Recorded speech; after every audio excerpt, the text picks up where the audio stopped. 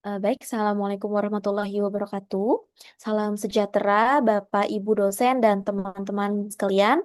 Perkenalkan, saya Ocha Nur Fadila selaku moderator, dan pada kesempatan kali ini, kelompok kami akan mempresentasikan hasil analisis Hazard Analysis and Critical Control Point (HACCP) pada produk Piscok atau pisang coklat yang mencakup identifikasi bahaya, penentuan critical point, serta tindakan pengendalian untuk menjamin dari keamanan produk itu tersendiri.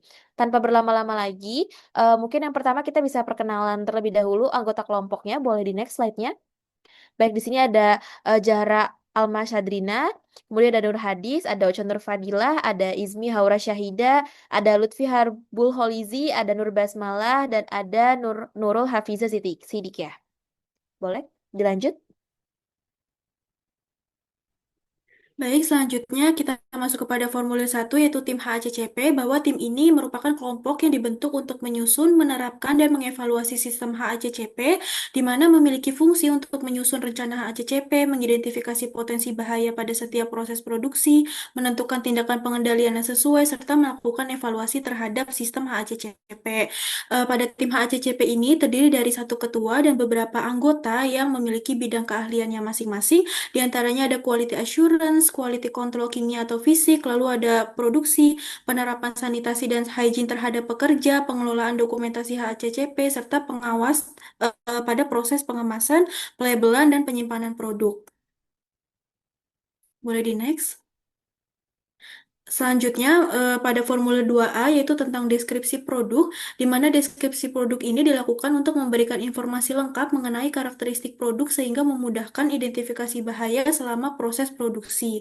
Adapun pada komposisi produk, pada bahan yang diberikan bold atau yang ditebalkan yaitu tepung terigu karena mengandung alergen berupa gluten, sehingga informasi ini perlu dicantumkan pada deskripsi produk sebagai dasar identifikasi konsumen yang memiliki alergi atau intoleransi terhadap glukosa.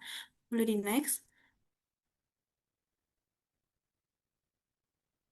Selanjutnya akan dilanjutkan oleh rekan saya. Oke. Baik, selanjutnya yaitu formulir 2B yang membahas tentang komposisi produk, di mana komposisi produk ini dicantumkan untuk mengetahui seluruh bahan penyusun produk sehingga dapat diidentifikasi potensi bahaya biologis, kimia, fisik maupun alergen pada setiap bahan. Di mana di formulir 2B ini terdapat bahan baku, kemudian ingredient keringnya, termasuk dari tepung terigu, kemudian ada coklat meses dan bahan pengemas serta bahan lainnya. Nah, selanjutnya itu ada formulir 3 yang dimana ini untuk penggunaan produk. Nah, penggunaan produk ini bertujuan untuk menentukan bagaimana produk itu dikonsumsi dan siapa konsumen yang akan mengonsumsinya. Di sini terdapat deskripsi cara konsumsinya dari Piscok Lumer sendiri dan juga target pengguna produk dari Piscok Lumernya.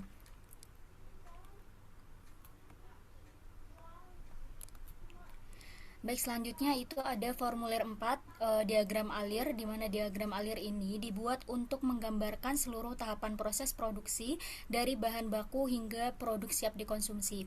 Diagram alir berfungsi untuk menunjukkan urutan proses produksi, kemudian mempermudah identifikasi bahaya dan menjadi dasar analisis dari HACCP. Nah, untuk diagram alir dari Piscok Lumer sendiri ini ada beberapa di mana ada penerimaan dari bahan baku, kemudian penyimpanan, penerimaan kemasan, penimbangan bahan, pengupasan pisang, penyiapan coklat, pengisian, kemudian ada perekatan, kemudian penggorengan, pemirisan, pemorsian, pengemasan, dan terakhir yaitu penyajian. Baik, selanjutnya itu ada formulir 5, yaitu diagram alir yang sudah diverifikasi. Nah, diagram alir ini menunjukkan seluruh tahapan proses pembuatan pisang uli coklat meses, mulai dari penerimaan bahan baku hingga produk siap disajikan atau didistribusikan. Tujuan dari verifikasi ini adalah untuk memastikan bahwa setiap tahapan yang ada pada diagram itu benar-benar sesuai dengan proses produksi yang dilakukan di lapangan. Nah, Adapun tabel di sebelah kanan itu menunjukkan hasil verifikasi setiap tahapan dari prosesnya. Nah, semua proses yang telah diamati secara langsung dan dinyatakan sesuai dengan kondisi produksi. Verifikasi dilakukan dengan memastikan seluruh tahapan itu sudah tercantum sesuai pelaksanaannya di lapangan serta tidak ditemukan ketidaksesuaian. Dengan demikian, diagram alir ini dapat digunakan sebagai acuan dalam penerapan proses produksi yang higienis dan juga konsisten. Next.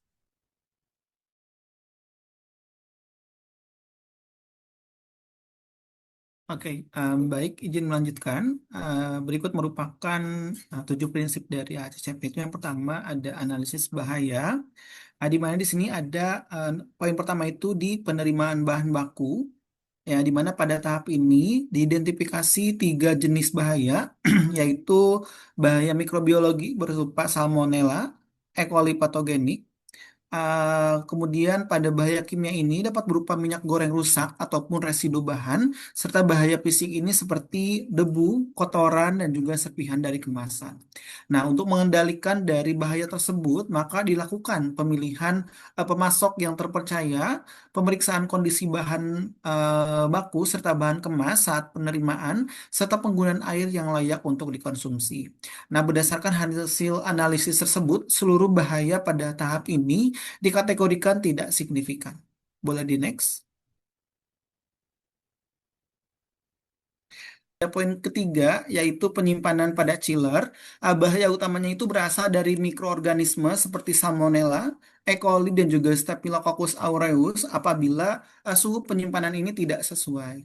Nah, pengendalian ini dilakukan dengan menjaga suhu chiller pada suhu 0 sampai 5 derajat Celcius, menggunakan kemasan tertutup serta menjaga kebersihan rak penyimpanan. Nah, hasil dari tahapan ini masih berada pada kategori tidak signifikan. Oke, untuk selanjutnya di sini ada penyimpanan pada suhu ruang, khususnya untuk pisang ya, di mana resiko utamanya adalah pembusukan akibat penyimpanan yang memang terlalu lama, sehingga dapat meningkatkan pertumbuhan mikroba. Nah, pengendalian pada penyimpanan pada suhu ruang ini bisa dilakukan melalui pemeriksaan dari umur simpan dari produknya, sortasi bahan, serta penerapan dari pest control. Sehingga dengan pengendalian tersebut, seluruh bahaya ini masih dapat dikendalikan sehingga tidak signifikan. Boleh di next.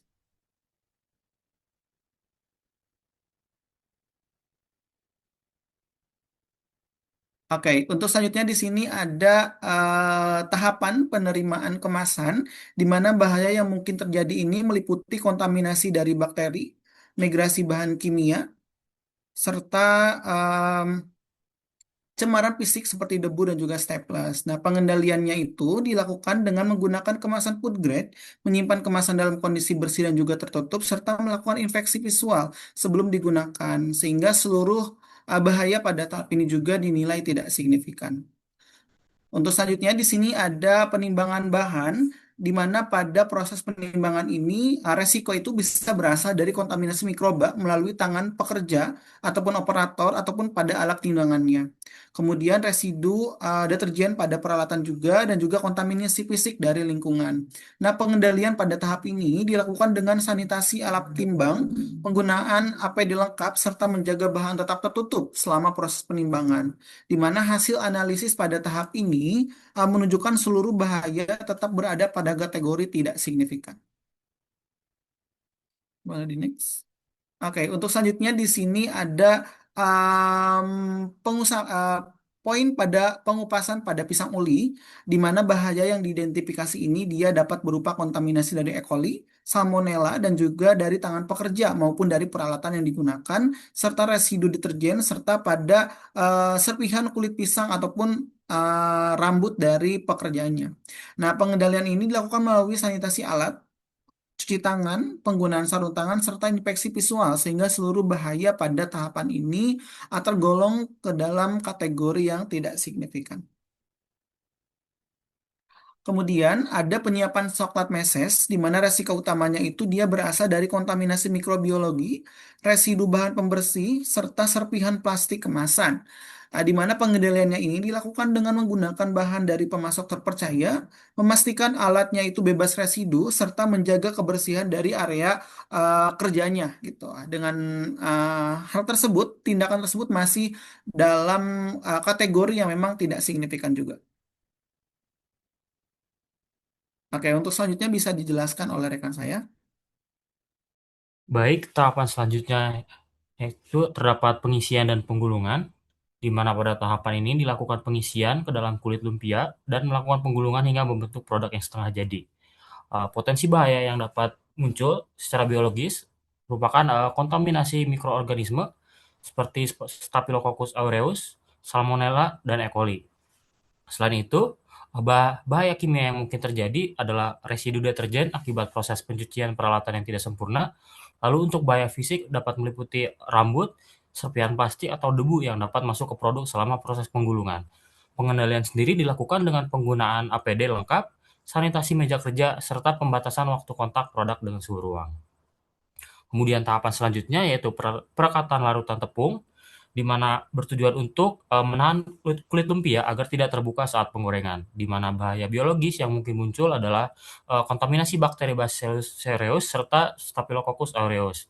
Kemudian untuk bahaya kimia yang dapat terjadi merupakan residu deterjen dari wadah ataupun peralatan, serta bahaya fisik yang kemungkinan terjadi meliputi debu, rambut, dan juga gumpalan tepung. Pengendalian sendiri dari tahap ini dapat dilakukan dengan menggunakan air bersih, menutup wadah larutan tepung, serta melakukan sanitasi peralatan secara berkala. Pada tahap ini, bahaya dikategorikan tidak signifikan. Boleh next slide.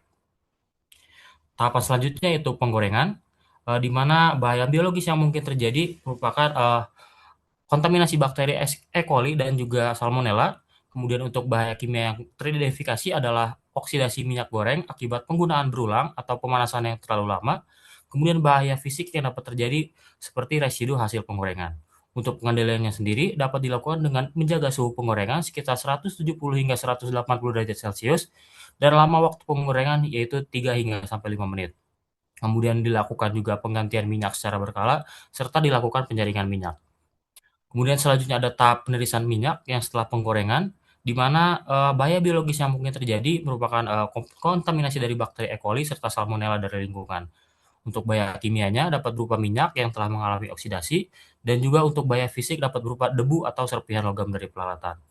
Pengendalian pada tahap ini dapat dilakukan dengan menggunakan alat yang food grade, serta membatasi waktu penirisan dan juga menutup produk selama proses penirisan. Pada tahap ini, bahaya dikategorikan signifikan karena pada proses penggorengan, jika produk tidak matang sempurna, dapat membuat bakteri seperti E. coli dan juga Salmonella masih dapat bertahan. Boleh di next slide, Teh. Baik, selanjutnya merupakan tahap pengemasan dan pelabelan, di mana biologis berupa kontaminasi bakteri Aureus, Salmonella, dan juga Aspergillus. Kemudian untuk kontaminasi bahaya kimia dapat berupa kemasan yang tidak memenuhi standar food grade, serta bahaya fisik dapat meliputi debu serta serpihan kemasan.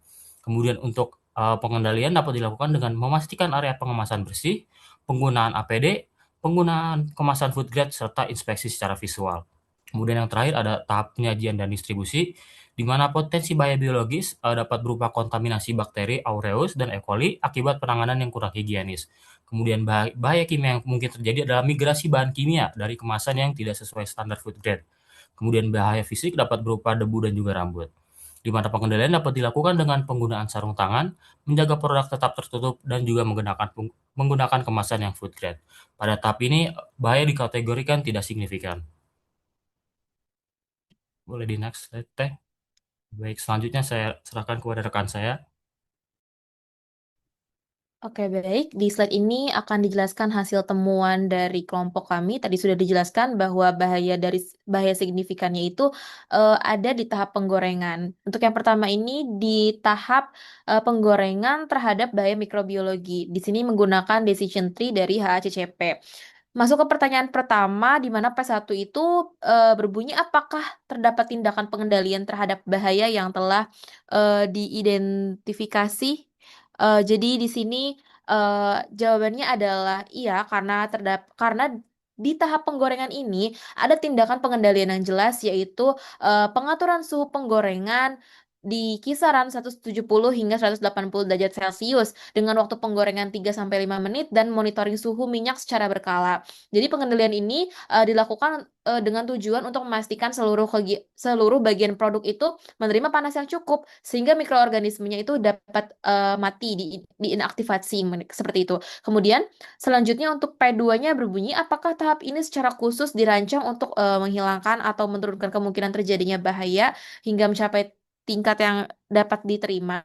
Jawabannya juga iya, karena tujuan utama proses penggorengan itu memang untuk memberikan perlakuan panas yang mampu mengurangi bahkan menghilangkan mikroorganisme patogen di mana pada suhu tinggi, protein dan enzim yang ada di dalam sel mikroorganisme itu akan mengalami denaturasi, sehingga aktivitas dan metabolismenya itu berhenti, sehingga mikroorganismenya juga mati. Karena pada decision tree jawaban P1 dan P2 sama-sama iya, maka analisis berhenti sampai P2 dan tahap ini langsung ditetapkan sebagai critical control point ataupun CCP. Jadi memang proses penggorengan ini merupakan tahap yang sangat kritis terhadap keamanan pangan di mana jika suhu penggorengan terlalu rendah, maka waktu penggorengan itu singkat atau suhu yang dipantau itu kurang baik gitu ya, maka mikroorganisme patogennya itu masih dapat bertahan hidup. Jadi produknya tidak akan aman untuk dikonsumsi. Selanjutnya di sini ada bahaya penggorengan di bahan kimia. Untuk P1-nya itu masih sama ya, apakah tindakannya itu didapat apakah terdapat tindakan pengendalian terhadap bahaya yang telah diidentifikasi?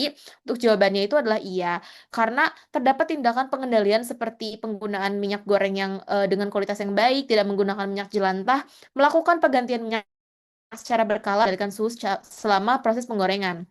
Di mana hal tersebut bertujuan untuk mencegah kerusakan minyak akibat pemanasan berulang dan minyak yang digunakan terus-menerus itu akan mengalami oksidasi hidrolisis sehingga menghasilkan senyawa-senyawa yang berbahaya seperti itu yang juga berdampaknya buruk untuk kesehatan. Kemudian untuk yang keduanya jawabannya itu tidak, karena proses penggorengan ini tidak dirancang untuk menghilangkan senyawa kimia yang sudah terbentuk di dalam minyaknya. Penggorengan ini hanya berfungsi untuk mencegah terbentuknya senyawa tersebut melalui penggunaan minyak yang masih memenuhi standar mutu. Karena jawaban P2 di sini adalah tidak, maka dilanjutkan ke P3. Apakah bahaya dapat meningkat hingga tingkat yang tidak dapat diterima atau terjadi kontaminasi pada tahap ini? Dan jawabannya itu adalah tidak, karena resiko bahaya bahan kimia ini masih dapat dicegah melalui pengendalian operasional seperti penggantian minyak secara rutin, monitoring kualitas minyak, dan penerapan prosedur kerja yang baik. Jadi di sini bukan CCP, tapi hanya control point atau CP. Boleh di next? Tahap berikutnya adalah penirisan minyak, di mana P1 itu memiliki jawaban iya, karena memang pada tahap ini dilakukan penggunaan alat yang berbahan food grade untuk menjaga sanitasi area kerja, membatasi waktu penirisan, serta menutup produk agar dia itu tidak terpapar debu maupun kontaminan dari lingkungan luar. Dan untuk P2-nya itu jawabannya adalah tidak, karena memang proses penirisan ini tidak menggunakan perlakuan yang dapat membunuh mikroorganisme.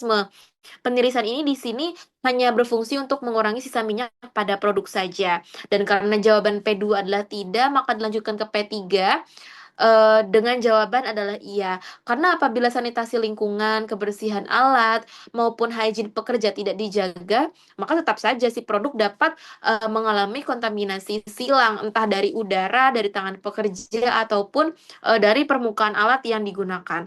Selanjutnya P4, di sini apakah terdapat tahapan selanjutnya yang dapat menghilangkan bahaya tersebut atau menurunkannya hingga tingkat yang dapat diterima? Jawabannya adalah iya, karena bahaya tersebut itu memang masih dapat dikendalikan melalui penerapan Good Manufacturing Practice atau GMP, Standard Sanitation Operating Procedure atau SSOP, sanitasi peralatan, hygiene pekerja, serta adanya pembatasan waktu penirisan. Jadi untuk resiko kontaminasi silangnya itu dapat diminimalkan.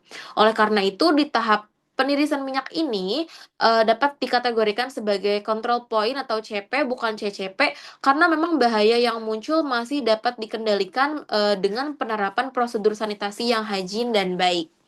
Baik, slide selanjutnya akan dijelaskan oleh rekan saya. Oke, baik, selanjutnya ada penentuan prosedur monitoring monitoring. Monitoring adalah kegiatan mengamati, mengukur, dan mencatat kondisi pada setiap critical control point untuk memastikan proses tetap berada dalam batas kritis yang telah ditetapkan. Tujuannya adalah mendeteksi penyimpanan sedini mungkin sehingga tindakan koreksi dapat segera dilakukan.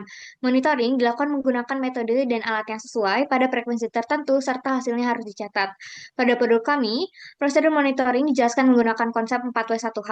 Yang pertama ada watt, yaitu yang dimonitoring adalah suhu minyak waktu penggorengan, suhu inti produk, dan kondisi minyak goreng. Yang kedua ada where, yaitu monitoring dilakukan pada area penggorengan. Yang ketiga ada how, yaitu monitoring dilakukan dengan pengukuran menggunakan termometer minyak dan termometer probe, observasi visual warna produk dan kondisi minyak, serta pencatatan pada log sheet. Yang keempat ada when, yaitu monitoring dilakukan setiap batch produksi selama proses penggorengan. Yang terakhir ada who, yaitu monitoring dilakukan oleh operator produksi dan quality control. Boleh, next. Selanjutnya ada penentuan tindakan koreksi. Tindakan koreksi dilakukan apabila hasil monitoring menunjukkan bahwa CCP berada di luar batas kritis. Tujuannya adalah mengembalikan proses ke kondisi yang terkendali, mencegah produk yang tidak aman, dan mengatasi penyebab penyimpangan agar tidak terulang. Setiap tindakan koreksi harus didokumentasikan. Pada produk kami, tindakan segera dilakukan apabila suhu penggorengan itu kurang dari 170 derajat Celcius dan waktunya kurang dari 3 menit. Dan dilanjutkan penggorengan hingga batas kritis tercapai, namun produk yang diragukan keamanannya dipisahkan dan tidak didistribusikan.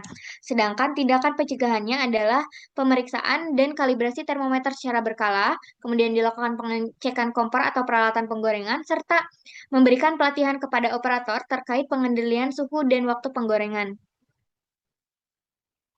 Boleh, next. Selanjutnya ada penetapan prosedur verifikasi. Verifikasi adalah kegiatan untuk memastikan bahwa sistem HACCP telah diterapkan dengan benar dan bekerja secara efektif. Verifikasi dilakukan secara berkala melalui audit, kalibrasi alat, pengujian laboratorium, serta peninjauan hasil monitoring dan dokumentasi. Pada produk kami, verifikasi dilakukan dengan cara melakukan kalibrasi termometer penggorengan dan pengecekan kestabilan suhu minyak, review log sheet suhu dan waktu penggorengan, pemeriksaan kematangan produk secara visual dan suhu internal produk, dan semua kegiatan verifikasi ini dilakukan oleh quality control.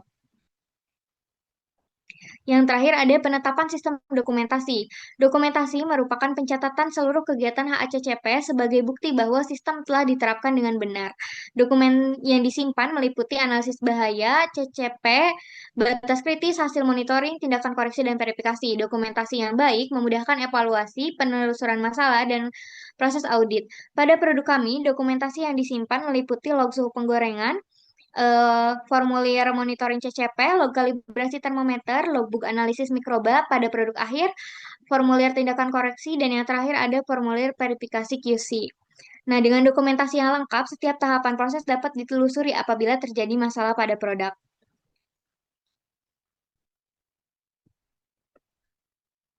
Baik, demikian presentasi dari kelompok kami mengenai analisis hazard analysis and critical control point atau HACCP pada produk piscok atau pisang coklat. Terima kasih atas perhatian Bapak, Ibu, dosen, dan teman-teman semua. Mohon maaf apabila terdapat kekurangan dalam penyampaian maupun isi presentasi dari kelompok kami.